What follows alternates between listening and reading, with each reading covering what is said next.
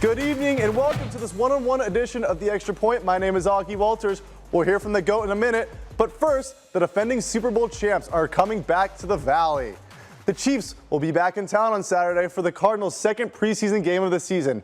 Now less than a month until Week 1 against the Commanders, Jonathan Gannon's team is focusing on the details. Julia Lopez has more from Tempe. It was one of those games that you knew would come down to the wire. It was offense early, Augie, but pitching for both sides that really came through in the end.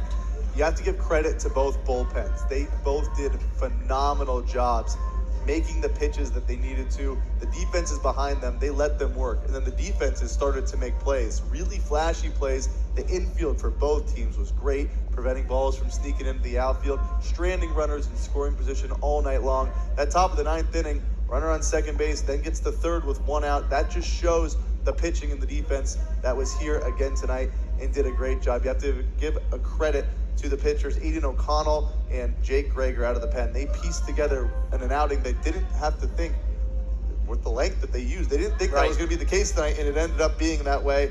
And then Brendan Phillips comes in and slams the door. Nice job as well from the Navigators' arms. You have to talk about Elliott Eaton, Joe Hauser, Piers Friedman, and Cole Yanako. They were great.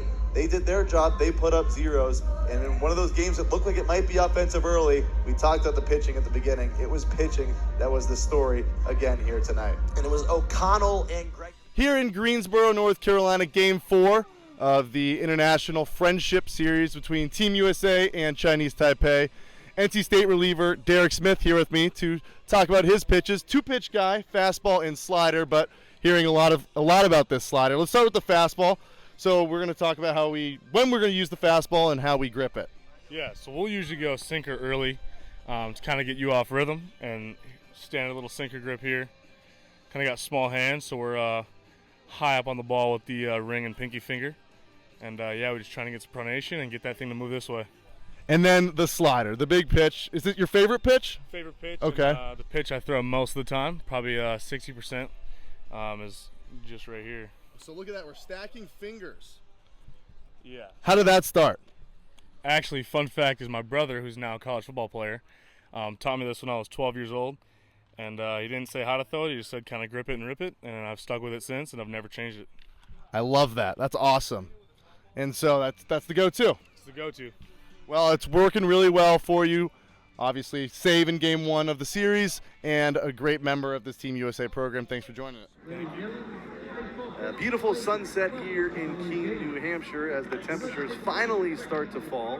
It's a new pitcher in the ballgame for the North Shore Navigators, who have just taken a 2-1 lead. Colin Dowdle, the right-hander from the College of the Holy Cross, will take over for Nick Reiser. But first, message from Launchpad Thumb Guard.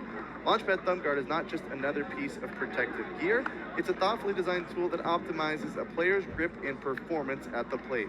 Engineered with precision, it conforms to each player's hand, delivering a custom-fit feel and unparalleled comfort.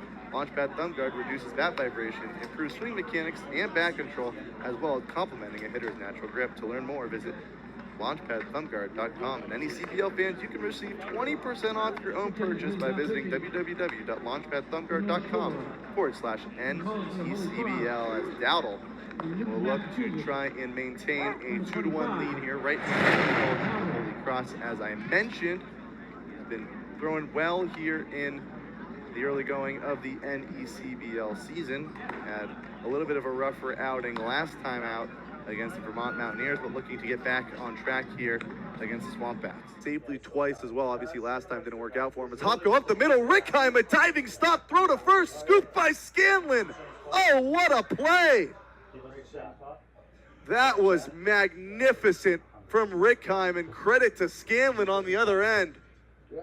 Wow, what a stop. There's one away. Yozo tips his cap.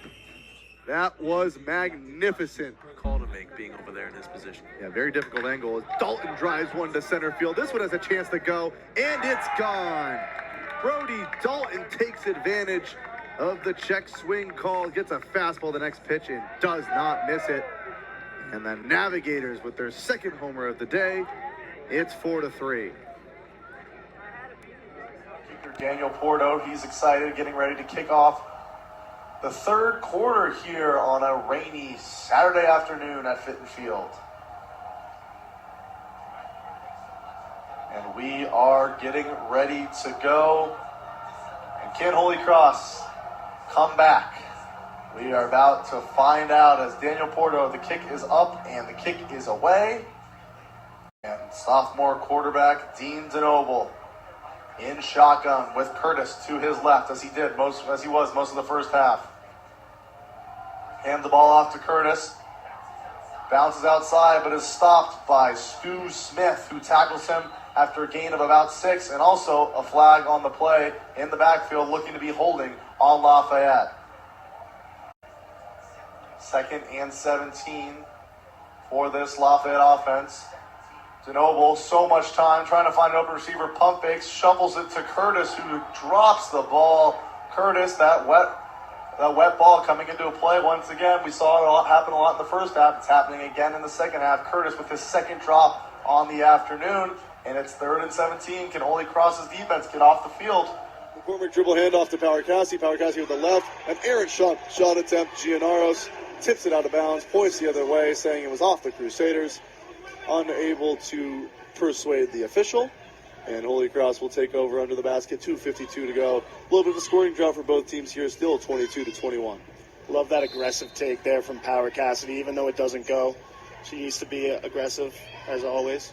She almost threw the foul there.